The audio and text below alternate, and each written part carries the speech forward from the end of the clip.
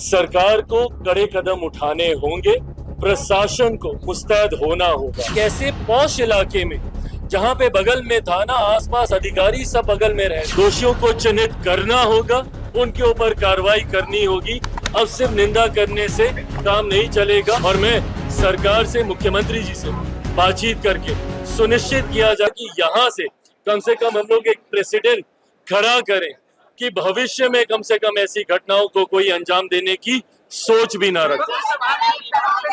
नमस्कार, आप देख रहे हैं न्यूज पीआर और मैं हूं आपके साथ ज्योति सभा। देखिए, एक और जहां गोपाल खेमका मर्डर केस जो है तुल पकड़ता जा रहा है, तो वहीं जल्द से जल्द इस केस को सुलझाने में पटना पुलिस जो है लगी हुई है। एसएसपी ने खुद इसे लेकर के जानकारी दी है कि इस पर जो है लगातार काम चल रहा है और इस केस को सुलझाने के लिए जो है कहां से इस केस के तार जुड़े हैं, उन सभी पर फोकस है। वहीं खासकर आपको बता दें कि इस पूरे मामले पर मुख्यमंत्री नीतीश कुमार ने खुद भी संज्ञान लिया है। उन्होंने खुद भी इसे लेकर के पुलिस अधिकारियों के साथ में बैठक की थी और जल्द से जल्द इस केस को सुलझाने का ऑर्डर भी दिया था। वहीं आपको बता दें कि ऐसे में विपक्ष एक और जहां लगातार इस पूरे मामले को लेकर के सरकार को घेरता हुआ नजर आ रहा है, तो दूसरी ओर चिराग पासवान वो भी अपने ही सरकार को लेकर के बोलते नजर आ रहे हैं, वो भी नाराजगी जताते नजर आ रहे हैं। और इतना ही नहीं, मुख्यमंत्री नीतीश कुमार से बात करने की बात भी उन्होंने कही है। क्या कुछ कह रहे हैं चिराग पासवान, सुनिए।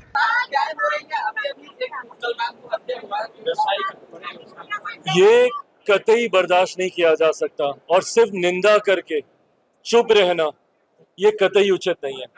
सरकार को कड़े कदम उठाने होंगे, प्रशासन को मुस्तैद होना होगा। मैं खुद बहुत दुखी हूं इस घटना से। जिस सरकार का मैं समर्थन कर रहा हूं वो सुशासन के लिए जाने जाने वाली सरकार है।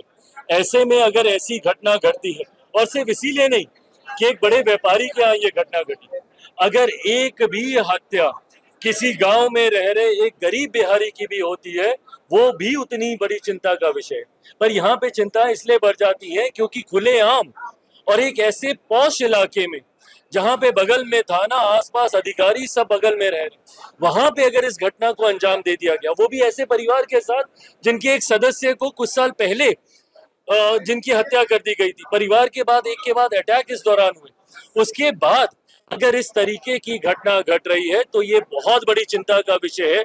कहीं ना कहीं लूप है, कहीं ना कहीं तो चूक हुई है और उस चूक को ढूंढना होगा, दोषियों को चिन्हित करना होगा, उनके ऊपर कार्रवाई करनी होगी।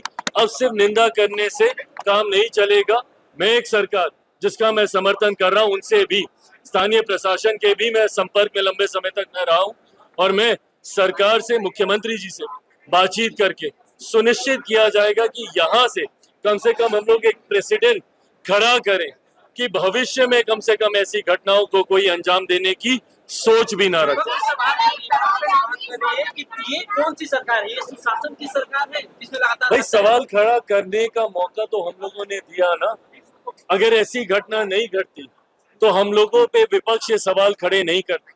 अब ये जिम्मेदारी हम लोगों के ऊपर है कि इन सवालों का जवाब हम लोग दें और सुनिश्चित करें कि जिस सुशासन के लिए हम लोग जाने जाते हैं उसको वापस पुनः स्थापित करें।